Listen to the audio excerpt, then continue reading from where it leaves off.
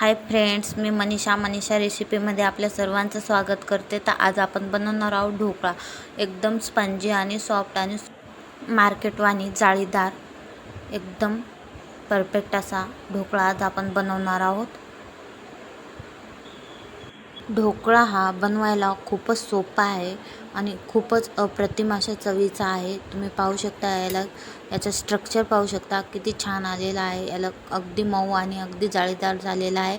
तर तुम्ही जर माझ्या चॅनलला सबस्क्राईब केलं नसेल तर प्लीज सबस्क्राईब करून घ्या. चला तर मग आपण आजची रेसिपी स्टार्ट करूया. त्यासाठी मी घेतलेले साहित्य आहे, हे 2 चमचे लिंबाचा रस आहे, कुकिंग सोडा आहे, साखर आहे, 1 वाटी बेसन आहे आणि हे चवीपुरतं मीठ आहे. तर आता मी येथे एक पातेलं घेतलेलं आहे. तर आपल्याला 1 वाटी बेसन आता या पातेल्यामध्ये टाकून घ्यायचं आहे. आता आपल्याला यामध्ये थोडं पाणी टाकायचं आहे. पाणी एकदाच नाही घालायचं, आपल्याला थोडं थोडं करून यामध्ये पाणी घालून आपल्याला छान असा याचा बॅटर तयार करून घ्यायचा आहे. मी यामध्ये चवीपुरतं मीठ घातलेलं आहे. 2 ते 3 चमच यामध्ये साखर घालायची आहे. तर हे पहा, 2 ते 3 चमच मी यामध्ये साखर टाकून घेत आहे.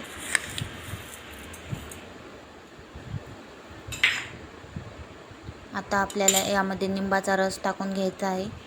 लिंबाच्या रसाऐवजी तुम्ही लिंबू सत्व पण इथे वापरू शकता. मार्केटमध्ये अगदी सहज मिळून जाईल तुम्हाला.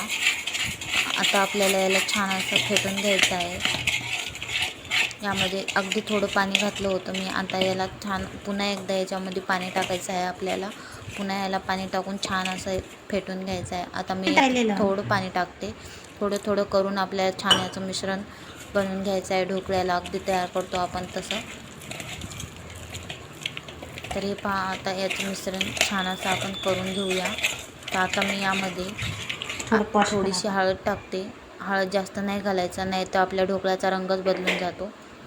तर हळद टाकून आपल्याला छान असं याला मिक्स करून घ्यायचं आहे. आता आपण थोडं यामध्ये तेल टाकून घेऊया. तुम्ही अगोदरही टाकलं तरी चालेल, पण मी या स्टेपला तेल टाकून याला छान असं पुन्हा एकदाच फेटून घेणार आहे.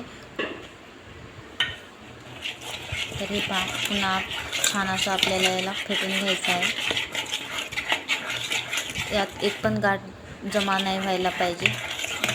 सर्व आपल्याला गाठी फोडून घ्यायच्या आहेत. एक छान असं मिश्रण तयार करून घ्यायचं आहे. आपल्याला आता तर हे पहा, तुम्ही पाहू शकता इथं किती छान मी याचं बॅटर बनवून तयार केलेलं आहे. थोडं थोडं पाणी करून. तर हे आपलं बॅटर इथे झालेलं आहे. तर आपल्याला याला झाकून 15 मिनटं ठेवून द्यायचं आहे. तर गॅसवरती मी एक कढई घेतलेली आहे. कढईमध्ये आता आपल्याला एक ते 1.5 ग्लास पाणी टाकून घ्यायचं आहे. हे पाणी आपल्याला उकळायला ठेवायचं आहे. तर आता मी यामध्ये एक स्टँड ठेवणार आहे. स्टँड ठेवून हे पाणी 5 ते उकळी येईपर्यंत गरम करून घेणार आहे. आता मी एक डबा घेतलेला आहे. डब्यामध्ये आता आपल्याला थोडं तेल टाकून घ्यायचं आहे. तर हे तेल आपल्याला ब्रशच्या साहाय्याने सर्वकडे पसरून घ्यायचं आहे. तर मी इथे ब्रशचा वापर न करता हाताने सर्वकडे पसरून घेत आहे. तर असं आपल्याला सर्व डब्याला तेल लावून झालेलं आहे. आता तुम्ही पाहू शकता, पाण्याला पण छान अशी उकळी आलेली आहे. तर आपलं पाणी उकळून छान असं ते तयार झालेलं आहे. तर या कन्सिस्टन्सीचा आपलं इथं बॅटर तयार झालेला आहे. तर आता आपल्याला यामध्ये कुकिंग सोडा टाकून घ्यायचा आहे. तर हे कुकिंग सोडा टाकल्यावरती आपल्याला या कुकिंग सोड्यावर थोडं पाणी टाकून घ्यायचं आहे आणि छान असं आपल्याला याला फेटून घ्यायचं आहे.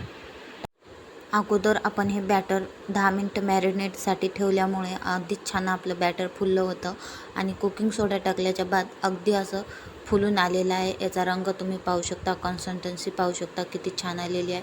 या स्टेपला आपल्याला वेळ न करता लगेच आपल्याला तेल लावलेल्या डब्यामध्ये आपल्याला ट्रान्सफर करून घ्यायचं आहे. तर हे पहा, मी या डब्यामध्ये ट्रान्सफर करून घेत आहे.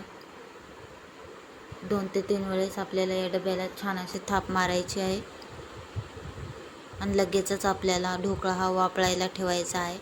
ढोकळा वाफळण्यासाठी साधारणतः 15 ते 20 मिनटं लागतील. तोपर्यंत आपल्याला गॅसची फ्लेम मिडियम ठेवून छान असा आपला ढोकळा वाफळून घ्यायचा आहे. तर इथे 10-15 मिनटं झालेली आहेत फ्रेंड. तर आपण आता पाहू शकता आपला ढोकळा बनवून तयार आहे की नाही ते पाहण्यासाठी मी इथे चाकूचा वापर करणार आहे.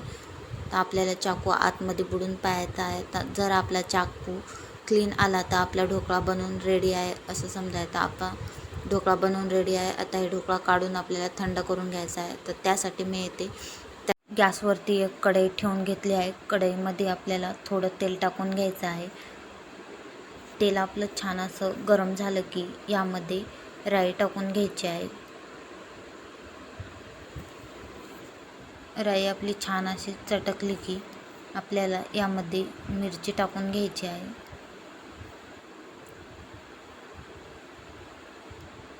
तर हे इथे राई आपली छान अशी चटकली आहे. तर आपल्याला यामध्ये 2 ते 3 मिरच्या टाकून घ्यायच्या आहेत. तर आपल्या 2 ते 3 मिरच्या छान अशा आपल्याला यामध्ये फ्राय करायच्या आहेत. आता सोबतच आपल्याला कढीपत्ता पण टाकायचा आहे यामध्ये. तर कढीपत्ता मिरची आपली छान इथं फ्राय झालेला आहे. कढीपत्त्याचा फ्लेवर पण छान आपल्या याच्यामध्ये उतरलेला आहे तडक्यामध्ये. तर आता आपण याच्यात साधारणतः 1-1.5 कप पाणी टाकून घ्यायचं आहे. तर मी यामध्ये 1 ते 1.5 कप पाणी टाकलेलं आहे. आता उरलेली जी आपल्याकडे 2 चमच साखर होती ते आता आपल्याला यामध्ये साखर टाकायची आहे आणि साखर छान असे विरघळून घ्यायची आहे यामध्ये.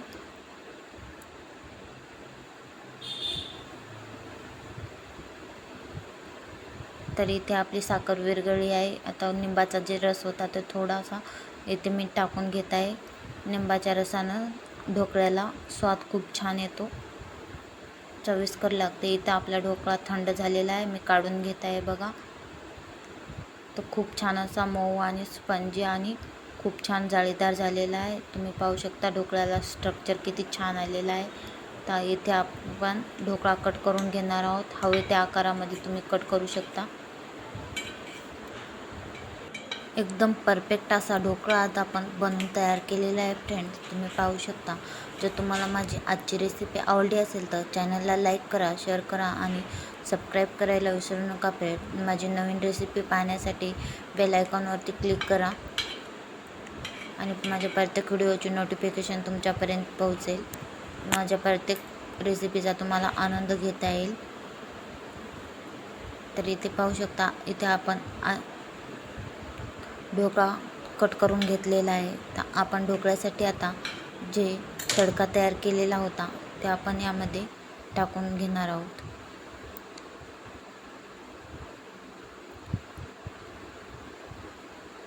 इथे आपला ढोकळा कट झालेला आहे. आता आपण यावरती तडका टाकून घ्यायचा आहे फ्रेंड्स.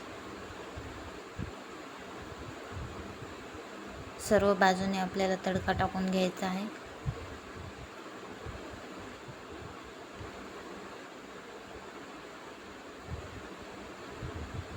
एकदम मार्केटप्रमाणे आज आपण घरी ढोकळा बनवून तयार केलेला आहे. एकदम स्पंजी, एकदम मऊ असा आपला ढोकळा तयार झालेला आहे.